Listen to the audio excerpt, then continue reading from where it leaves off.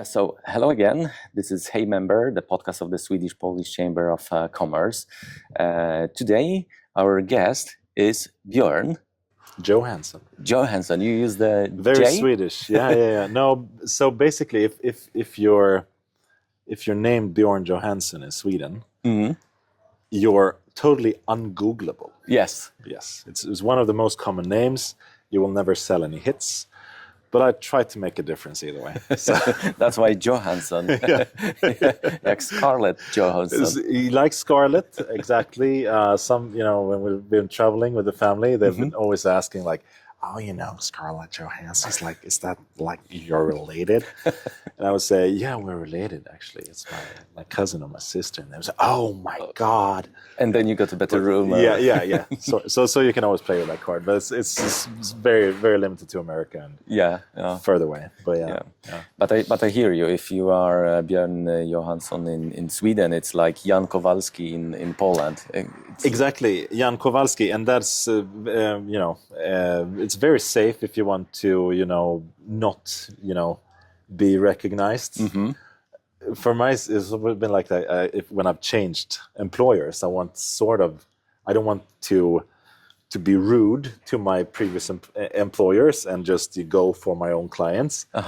So I've always been like counting on them to call me, because then obviously I'm more compliant with our regulations, and I'm a good leaver and stuff like that. So yes. But then they have like sort of called me and said, yeah, I've been looking for you more than 3 months. I couldn't really find you.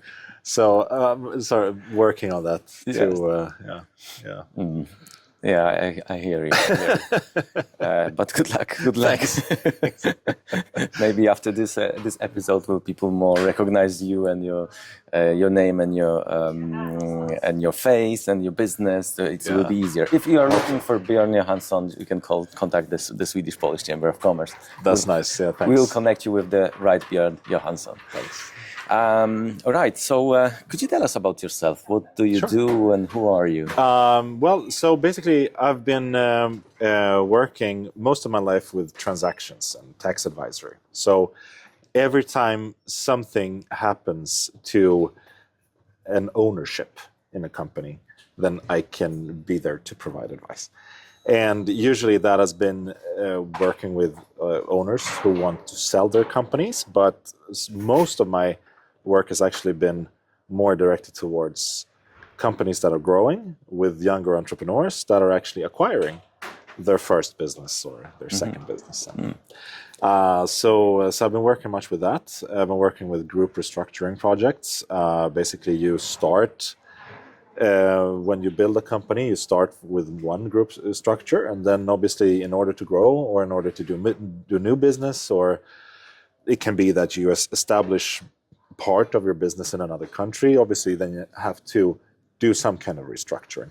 So I've been working a lot with that, and also I've been working a lot with successions, basically with families that are passing on their ownership to the younger generations, or in other cases with shareholder issues where you as a shareholder are not happy with your current situation, so you want to buy your co-shareholder out, or you want to do some kind of internal change, and I've been doing that. So basically my focus has been to work with transactions in a little bit lower like price point than everyone else that the market goes to. I mean, everyone wants those deals where the company is worth 50 million or more.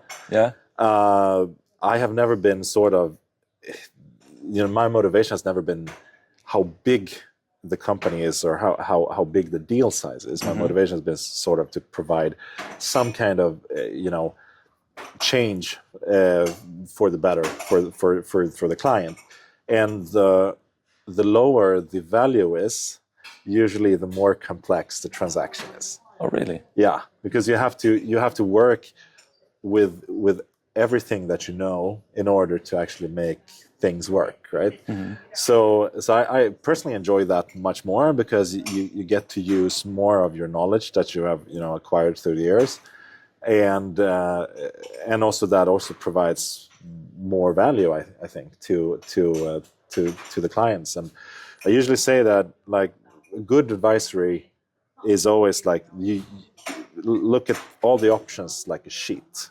You use the entire sheet, but you never go outside of the sheet. Because if you would do that, then obviously you will be in a gray zone or doing things that are illegal. But so if you're a lawyer, you are within the boundaries of the sheet. But you use the entire sheet because then you can provide as much value as possible. And so basically, what you do then is that you gather the experience that you've accumulated. And also you consult with other specialists that you might need. So from this year, actually from December, I am now my own. So I have PAQT, which is my firm. I specialize in transactions and tax, and I've been sort of, in this case, always wanting to cooperate with others. And I've been working with bigger firms, and the cooperation has always been okay, so if you want some specialist in here, then you take one who's good, but also available. Yeah. Within the firm. But now I have a very good option actually to use my network and use my connections from before to actually create the best team available for that special purpose. And it becomes very, very strong actually when you can actually gather a team and build things out of the circumstances that you sort of see in the project. So basically that's been my focus since December, building this advisory firm, and I've finalized a few projects. All right. And working hard to help all the clients. Perfect. And the company is called PAQT. Yes. It's written with Q. PAQT. Yes. PAQT. So and it stands for Partners of Acquisition and Tax Advisory. Oh, right. Yeah. Okay. So Now let's imagine, because today we are here at Bonnier and we are going to have a seminar at the chamber. Yes. It's about tax, legal. So it's quite around the things that you're doing. Also M&A. What are you looking forward to when you are joining this kind of event? Are you looking for partners, customers, or maybe you want to share your knowledge and experience? Yeah, and I also when I come here, just like meeting you, I mean, obviously there's so much you can learn from hearing the stories and from sort of getting to know people on a personal level. That's why I think the personal connection is very important. I think we can together find ways to help our clients. Everyone here comes obviously with some kind of client portfolio with them, like I do, and also the other speakers do. Yes. And the exchange, I think, can provide a lot of value for our customers. And that is sort of the main focus, to see how we can develop that. And meet new connections and getting to know people deeper. Perfect. You have some Polish roots, right? That's true, yeah. You speak Polish. I do speak Polish. I mean, obviously, you're a fluent Polish speaker. I'm getting there. No, you are fluent as well. Thanks. You speak Polish really well. Thanks. Yeah. Do you see this Swedish-Polish connection and the growth of interest of both businesses from Sweden trying to enter Poland and Polish businesses trying to enter Sweden? Do you see it as a strategic opportunity for you, or it's not your focus at the moment? Well, obviously, yes. I think there's a lot of things there to develop when it comes to sort of tax and transaction advisory, and also it's been sort of a route that I wanted to take also before, but just haven't really had the opportunity when I have been employed. Now that I am self-employed, obviously, with my own business, then I can sort of direct more time and funds to try and go that direction, which I have wanted for a long time. And because I do see things happening, in the markets. When you work with international transactions, you see that patterns change.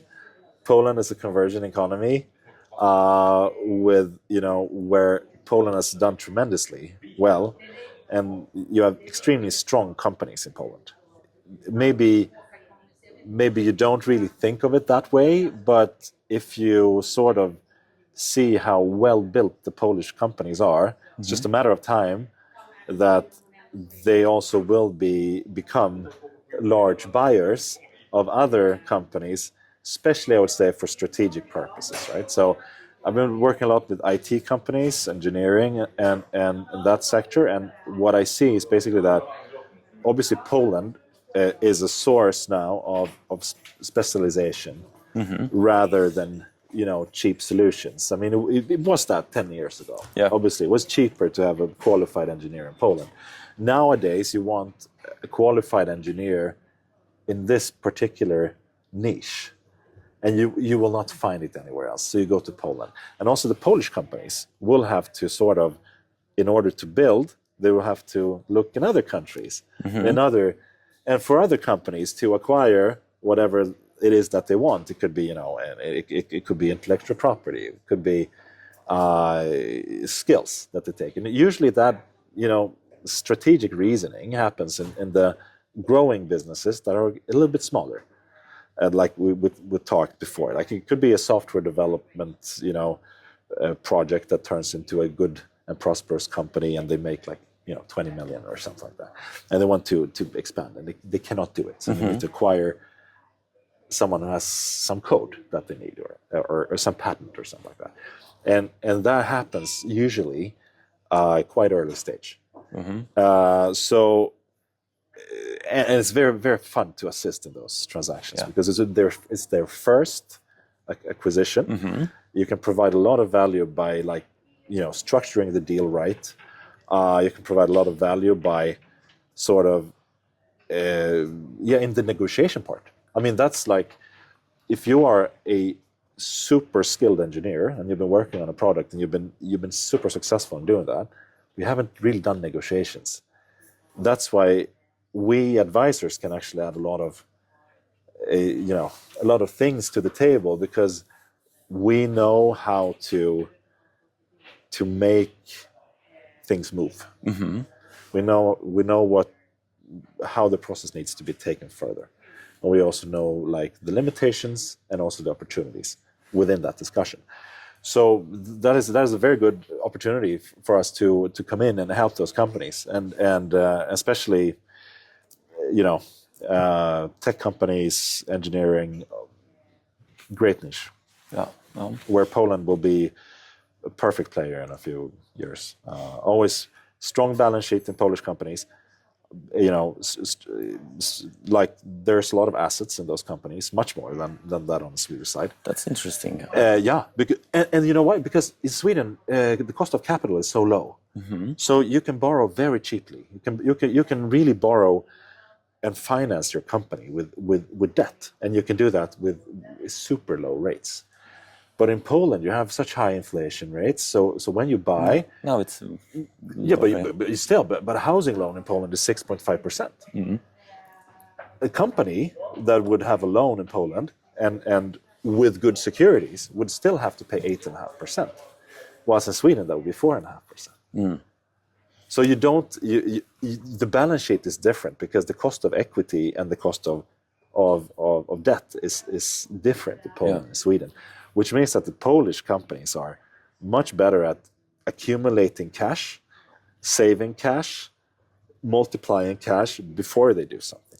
Whilst in Sweden, they think before they actually have the money, and they build with a much weaker balance sheet. So in that term, like if you will come to a solution that both countries are equally aggressive and equally good and equally ambitious in doing an acquisition, then the Polish company would win because they would have a stronger offer for the buyer, for the seller. Yeah. Wow, I didn't know that. I didn't know about that. That's interesting. But things happen very quickly in that direction. Yeah. So far from my experience, when I looked at companies that try to come from Poland and acquire a business outside, for example, in Sweden or Germany or whatever, they were looking for companies that are already on the market, so that they can acquire the company and then also acquire the business, the contracts, maybe some experts on the market, so that they can enter that. Do you think this is something you can also support? Did you have that kind of an experience for? Yeah. Before, so looking back, like what I've had as employment, then I worked at now recently I worked at like as a general counsel in an IT company. We've done some transactions there, and before that I worked in Ludwig, which was a larger transaction advisory firm. Like not a transaction advisory, but like consultancy firm. And I had the privilege of building the transaction business there, and that was sort of directed towards the smaller companies. But before that, I worked with international transactions in a company which was totally focused on international transactions, and yes, there is some kind of a magic when you sort of can support companies to sort of there is a limitation of what you can achieve within the boundaries of what you built yourself. And then when you sort of are looking at acquisitions, then there's a door opening up for talent and for market opportunities, as you said. And to be able to do that, obviously the company can then, it can be the start of what the company really needs to either be sustainable in the long run, or actually to continue growing. Yeah. So yes, absolutely. I think that is the best thing we can do as both you and myself and all other participants today at this event, to actually look in, okay, what can we do to actually contribute? Because we do provide a lot of value also for society with doing that. Because obviously, we create growth and we create value. And but we need to work together to do that. Absolutely. We are definitely there to help, if only can. The other way around, you also said that the Swedish businesses now look at Poland and see strong companies there, and Poland is also right now perceived as as you said, growing market. Yeah. An interesting market where you don't just find cheap labor.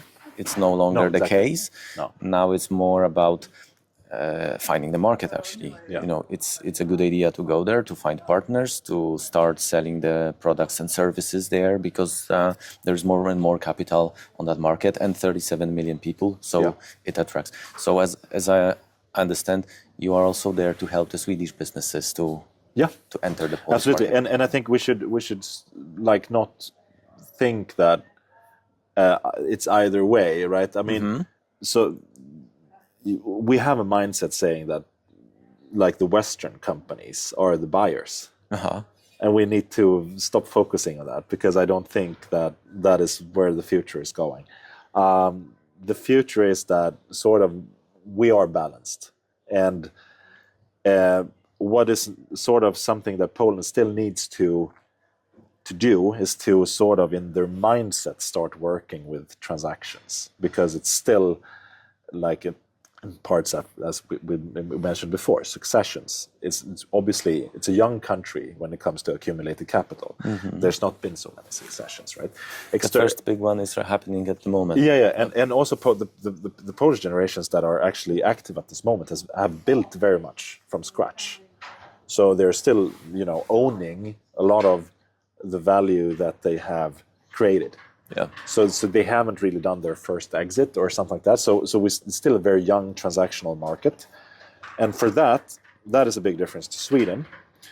But the comparative advantage today is sort of within the skill set, within what you create in intellectual property, what is actually you can use and sell on the larger scale. So yeah, the Swedish company is not going to be automatically the buyer in the future, but it will go both ways. You will not think that it's just only the Polish company buying the Swedish. It will be the Swedish buying companies in Poland at the same level as Polish companies are buying in Sweden, but for different purposes. Yeah.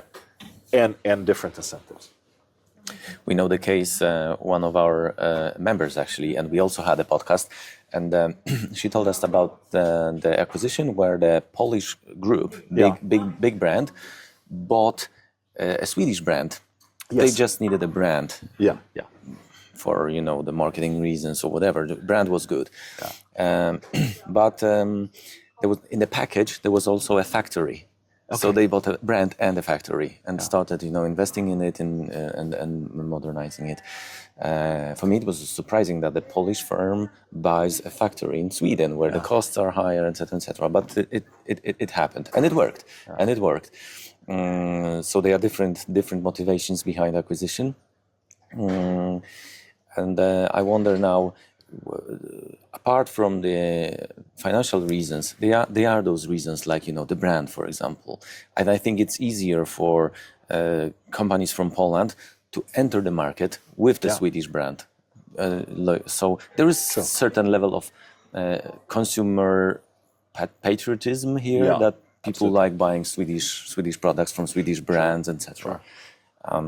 And we know the cases of some businesses that invested in Swedish brands or created new brands, but they looked completely Swedish, like 100% Swedish. Everything is Swedish, even though they are not. Even though they're not. That's correct. Yeah.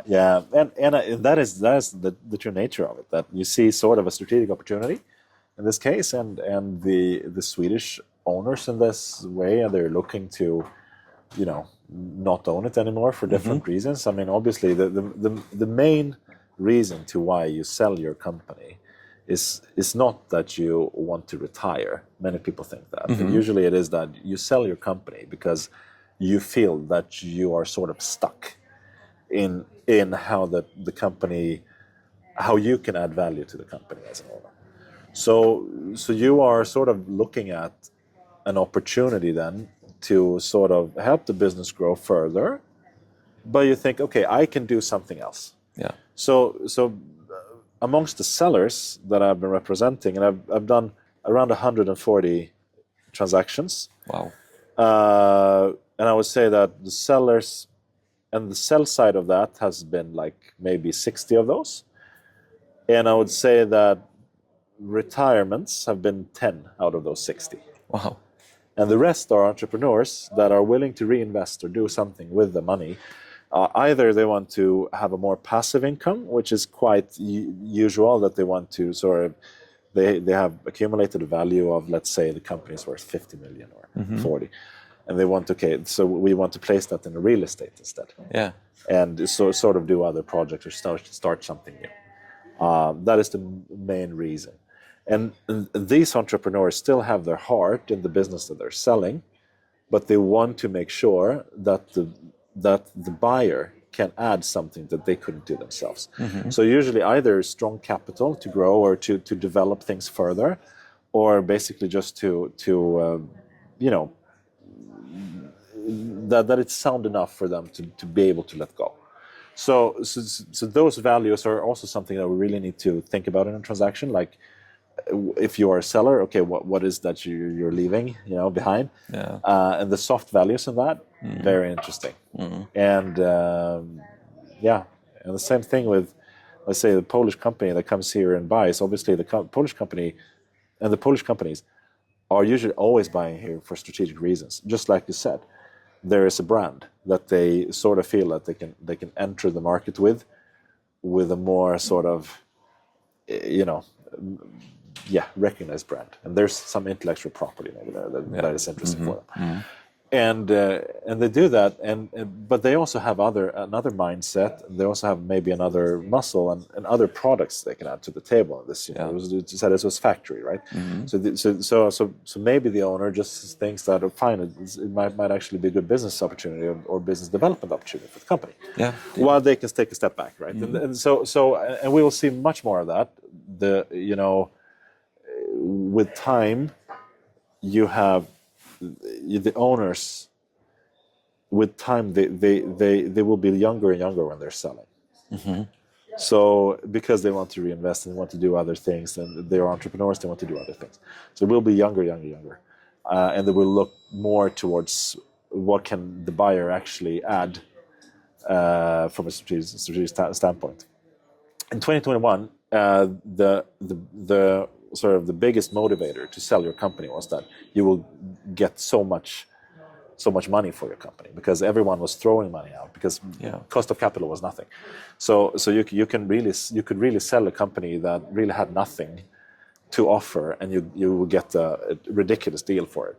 And there were a lot of sort of investment companies, private equity firms that were just throwing capital out and buying these firms, and that was sort of a bubble that we won't see anymore. But when it comes to strategic acquisitions, they will always happen, no matter where we are in the cycles. It was crazy at some point. 2021 was crazy. Yeah. I could see it. I could see it in Stockholm during one of the events where there was this was actually a startup event. Okay. But still, there was a lot of money invested in, even at that very, very early stage. There were a scene, and every startup had 1 or 2 minutes for a pitch. Yeah. We are this company, we are doing that, we need this much money, next. And there were over 100 startups. All right. And a group of people standing and just noting, okay, this month, I think we can wait for a second for the sound.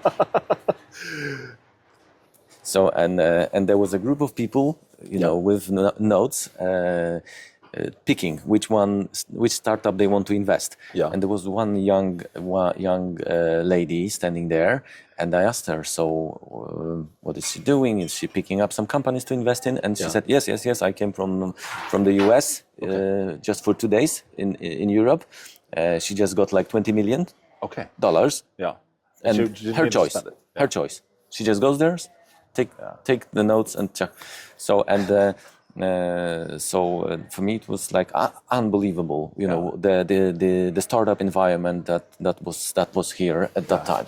Now it's probably a little bit different, but at that point, I think there's those things do not happen right now. Now probably not. Yes. But I don't know. It's for the good, I think, for the best. At least I think those transactions that really do happen, they need to be well motivated. Because 2021 created a lot of opportunities, but also a lot of damage for those who took too much risk. Yeah. And and you need to motivate the rationale behind the acquisition much higher now, when it comes to the owners, to the boardrooms and everything like that. You cannot just spend like you did. Yeah. No. So, and I think it's wise, but it's also been like there's been a setback in terms of valuations. You don't get that much, that high valuations today that you used to get 2021. You need to have something behind the name and the idea, and build something and deliver some value. But what you mentioned about the valuation of Polish businesses, and that's interesting. But maybe that it is because it is actually harder to set up a business. You need to have more capital before you start business in Poland, and then you need to really work hard in order to to keep the cash flow and so that the balance sheet is okay. So maybe the natural selection is much tougher. Exactly, and that is a good thing with high interest rates, because when interest rates are high, then it's gonna, if you have a quite bad business model, that is not gonna work. Yeah, you will have to direct your focus, your intellectual focus, on providing something that creates more revenue, and that also creates a bigger margin. And that the Polish companies that have done so well, it's just they haven't really. I mean, the balance sheets are strong, but when you look at the companies in Poland, if actually they get acquired, you can still buy a Polish company very cheap. Yeah. So we don't understand the value of the businesses that we have. I think Polish businesses are quite undervalued at this point, and especially when it comes to those who sort of have like system development companies. Extremely undervalued in Poland when it comes to other countries. You have other specialized, like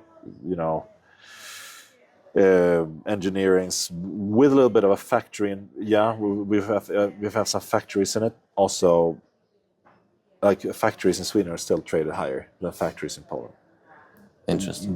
But everything is leased. When you go to the factory in Sweden, like everything that is actually there is on a lease plan. But everything is owned. Yeah. In Poland. Most of it probably. There's more and more leasing. I know. But the whole idea is to have the assets and to build it, to buy it, and not like lease everything now and then we will see. It's more like, okay, now we are going to invest in this machine, we are going to lease it, then when it's ours, we are going to buy another one, and if we have cash, we can actually buy it. Sure, and especially when it comes to robotics. I mean, there's in those companies you will have to sort of invest a lot of capital, and there will be a lot of investments having to take place. The Swedish companies will do that very well, but the financing behind it is much more favorable here. So you will leverage that much more than you will do it in Poland. You will still have to be more organic with your growth in Poland because cost of capital will always be higher. So that's an interesting fundamental factor. But like between the between the countries, the more opportunities that come, like yourself are setting up here, like with extending the networks between Polish and Swedish businesses, the more opportunity that creates actually from both ends to develop the business. And then obviously my work with that is going to be to advise the first time seller or the first time buyer that, okay, this is an opportunity that you have. I will help you negotiate. I will help you also to create all the legal stuff that you need in order to make that happen. Polish jurisdiction and Swedish jurisdiction, very different. Yes. Do you know the differences? No, well, not in detail on the Polish side, but there definitely I can always only advise in terms of the Swedish system, and I will not even try to advise on the Polish system. But you are aware of the differences. We will talk about your roots in a minute. Yeah, sure. Absolutely. Or now. Sure. You're probably thinking about my grandfather. I was a lawyer, and my grandmother was a lawyer as well. Okay. And my grandmother is actually still helping me with legal stuff. Wow. And she is turning 90 years old, and she's super brilliant. And we actually we have a case together, which is quite fun. So she's still there, and she's been very good in advising in that case, and I love her for that. And she's always been like, so my grandparents have always been my second parents, I would say. I grew up in a very nice family with two very dedicated parents, but then also had very dedicated grandparents. They are Polish. So I learned to speak Polish as they did in the 1940s and 50s and 30s. So I don't know the bad words. I have learned the bad words, later on. When I met my wife, she was at the time studying in Poland to become a dentist. And she's Swedish. She's Polish. She's Polish. Yeah, she's Polish. So I have I have a family on my wife's side as well, which are fantastic. So and you both live in Stockholm, right? Or no, we live in Båstad on the west coast of Sweden. Oh yeah. So I flew here just for you. Wow! Thank you very much. We are honored, and it's a seminar today, of course. Yeah, it's a seminar as well. But correct. So we live there. I mean, Båstad is known for, it's a Swedish tennis capital, so it's known for Swedish Open. And for us, it was basically a very good place to live because we have our parents close by. They live in Halmstad. My grandmother lives there as well. And when we got kids, it was very nice to be close to the parents. So we lived there, and so basically I've been sort of working all my like work life around like the southern part of Sweden. So my clients have been sort of always in the south. Many in Malmö. Yes. And also Linköping, Norrköping. Those, yeah. Closer to Stockholm. Yeah, than Malmö, but closer. Yeah, but still south. You know. This is perceived south, like. Yes, yeah. And if you talk to a real, you know, like a traditional Swede, they would say that everything that is south of Dalälven is south, and then Really? north is north. Yeah. Okay. From the perspective of Stockholm, it's like, you know, Stockholm is like the middle maybe, Yeah, and then it's- everything yeah, is there. yeah. Then it's north, and everything south is. There's a university called Mittuniversitetet, and they are based in Östersund and Sundsvall.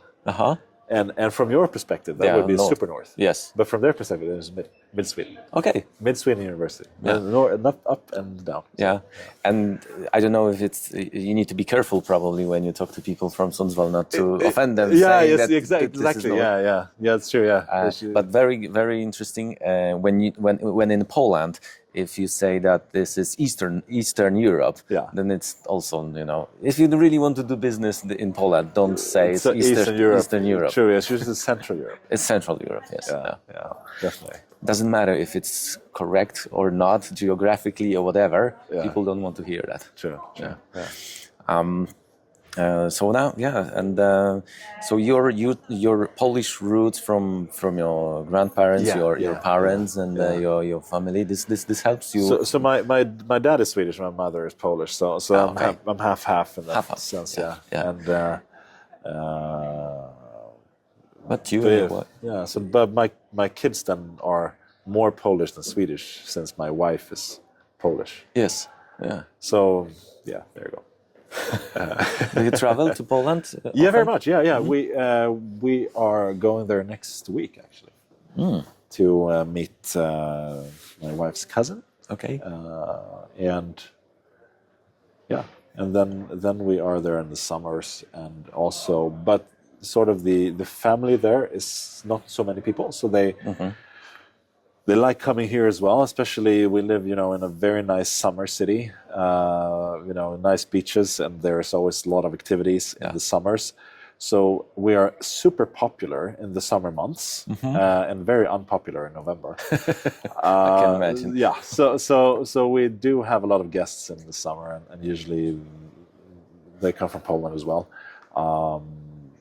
which is fun. Yeah. So we try and you know, take as much time as we can to show them around. And the summer, the last year was actually better here in Sweden than in Poland. Yes. Yeah, maybe. Yeah. It's the whole July, the weather wasn't really good, and when we came back after the summer to Stockholm, and we talked to the people, we had such a lovely summer here in Sweden, and we were like, Jesus. And Yeah, no, it's true. Yeah, but it was the same thing in 2018. It was a very dry and very hot summer.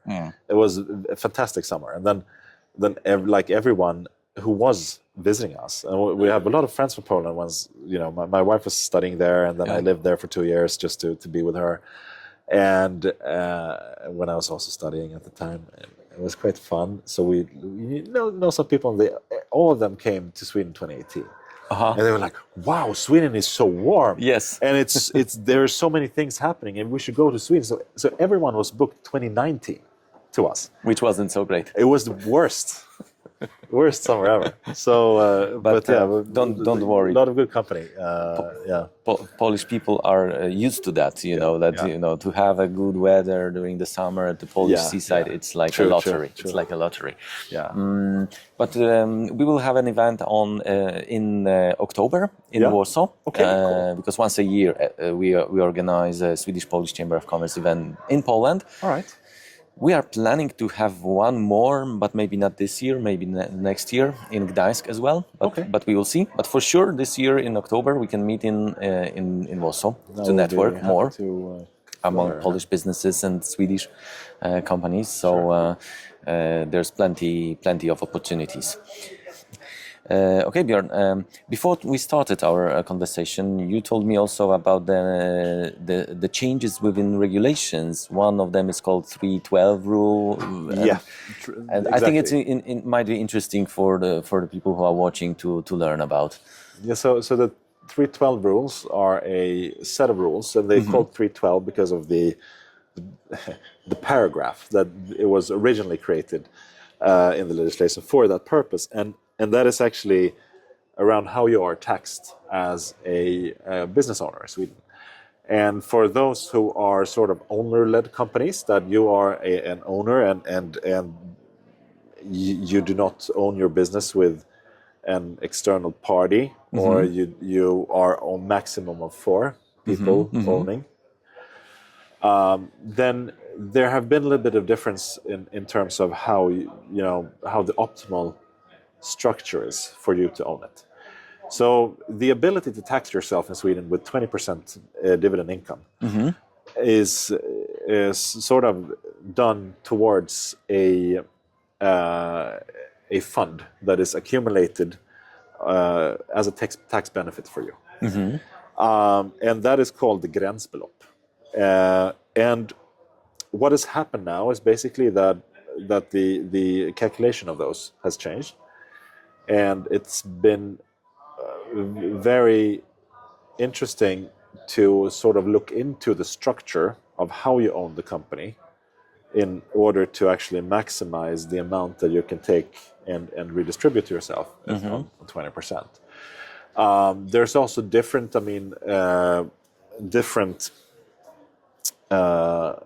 views on what the limitations are there in terms of how your sort of relatives and family are defined. And this is very crucial when it comes to like family businesses, that you will always be sort of taxed as a 312 person if you and someone who's related to yourself has those holdings. You will sort of never get away from the legislations, but now that definitions have changed. So sort of my take on that, which is sort of really want to tell all the the listeners who make business in Sweden, they might be Polish from the start, or basically entrepreneurs in Sweden, that the new legislation might invoke a restructuring need. So and there's actually a lot of value to be added to with the restructuring like that. Usually, maybe you've had a joint holding company before, and you might need a separate holding company at this point, or you don't have a holding company, and then you sort of have a bigger need of a holding company.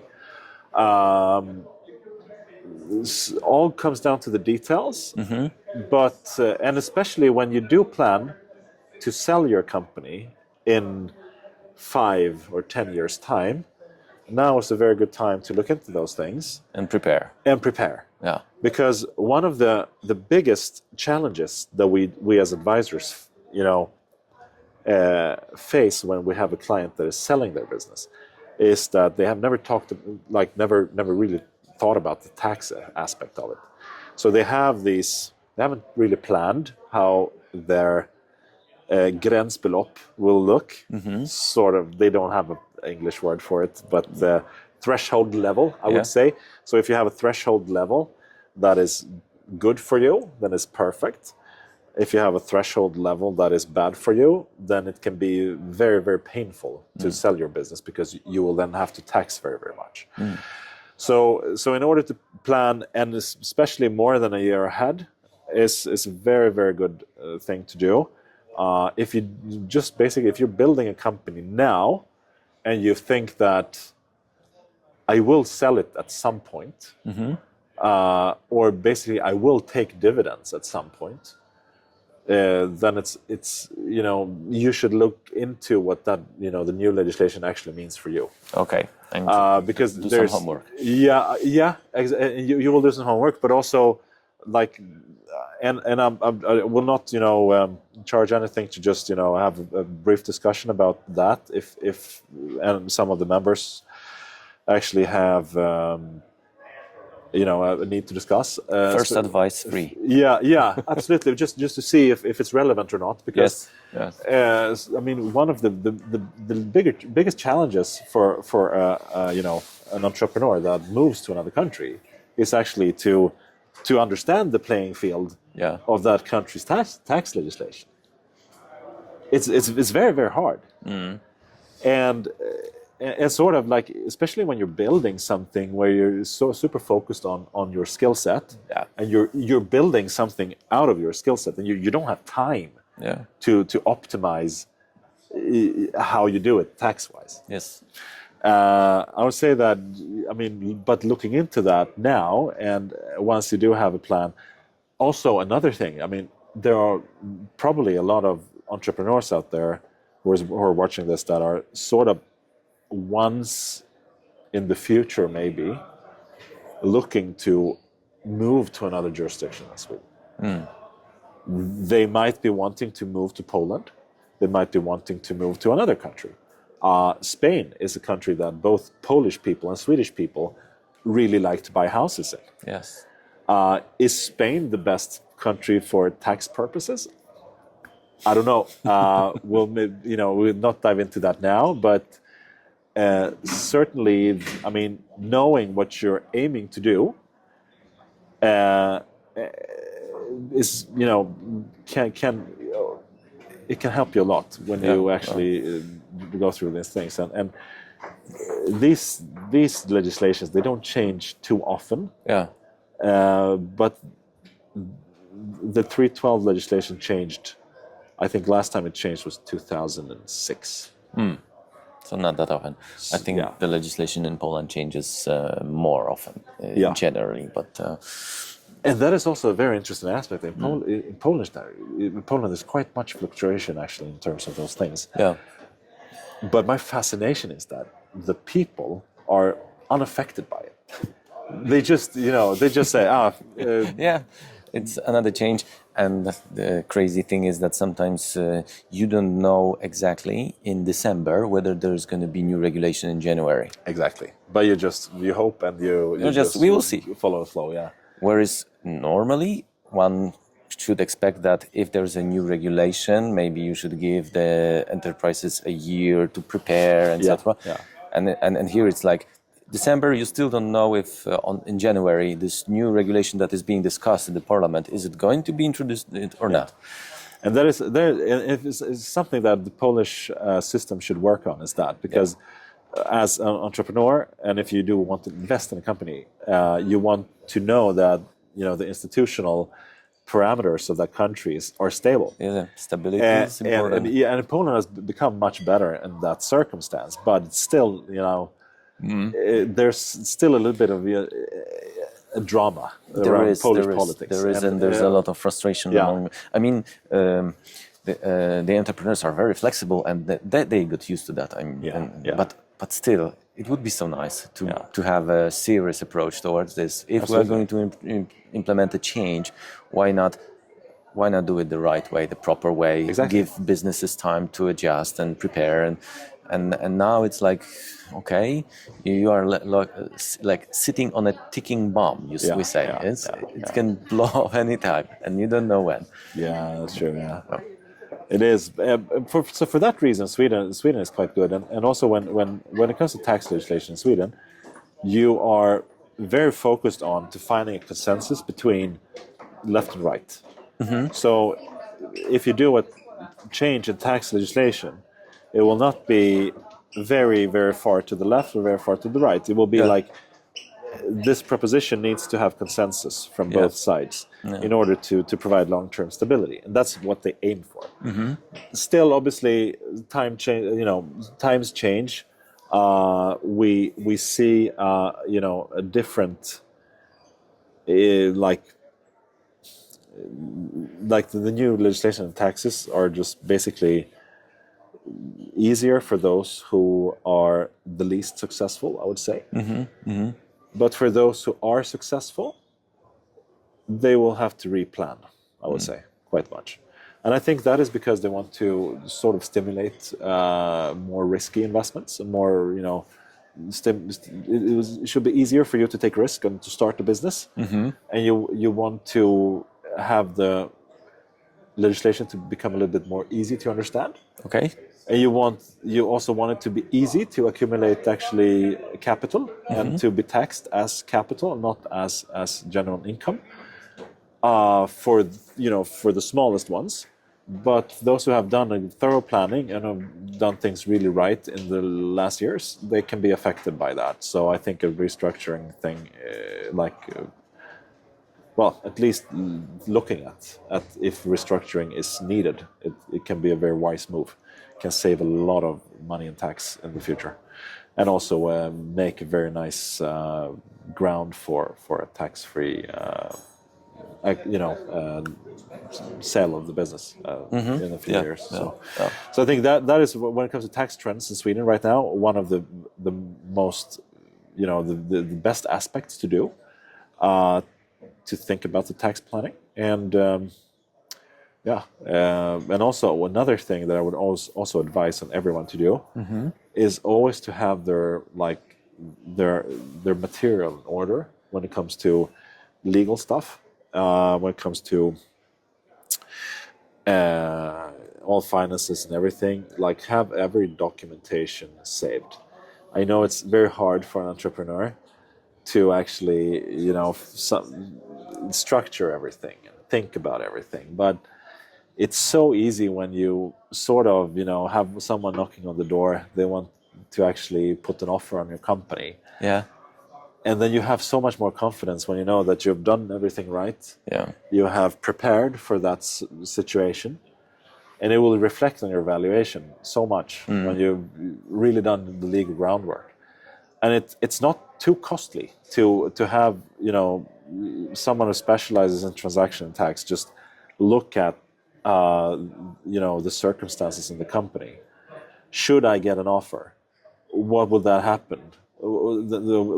How will they perceive me as the target object that they want to buy? And if you do have the documentation in order, you have a data room that is great. It sends a good signal, right? It sends a great signal, and in the process it becomes more smoother. And also you yourself as a seller then also have leverage in the negotiation, because you can answer all the questions. There's not so much risk that we then need to sort of work with in the documents. Yeah. So putting a little effort on, if you know that you're going to sell your company within 3 or 4 years, put an effort on structuring all the legal documentation and also the processes working ahead, because then you will have a full company to sell. It's not going to be just an idea or just a cash flow at this point. It's just going to be actually grounded in something. And what you want to do as a seller is to sort of take as little risk as possible when you sign the deal. You don't want to, stand the risk of things happening in the future for the company when you're not longer involved. Yeah. But that might be the case if you haven't prepared, because the buyer sees risk and wants to, be clear from that risk. So one of the the biggest things that we actually do provide value is not actually to squeeze out the last sum in the negotiations, but also to reduce risk, and also to make sure that the client goes away from the deal and does not take too much risk. And on the buy side, obviously, vice versa. Then we also look at the risk aspect of things. But a very, very big advice to everyone out there, don't wait too much with going through what you do have in the company, because that will be your risk taking in the future if you haven't thought about it earlier. All right. Yeah. Okay. Björn, thank you very much. You brought us to the aspects of acquisitions, trade, etc. Even cross-border. I think it's a good starting point. And for those who would like to continue, you can meet Björn through the chamber. Yes. If you have the need for some support and help and advice, again, contact us or Björn directly. And thank you very much for today. Thanks for having me. It's such an honor to be here. Yeah, we are very happy that you are on board with the chamber. Thanks. And we hope to do some more collaboration together. And thank you for being today. Thank you for answering our questions. Dziękuję bardzo. Dziękuję bardzo. Bardzo miło było. Jak chcecie, to wyślijcie maila albo zadzwońcie i porozmawiamy o tych wszystkich sprawach. Super. Okay. Thank you. Thanks a lot. Thank you.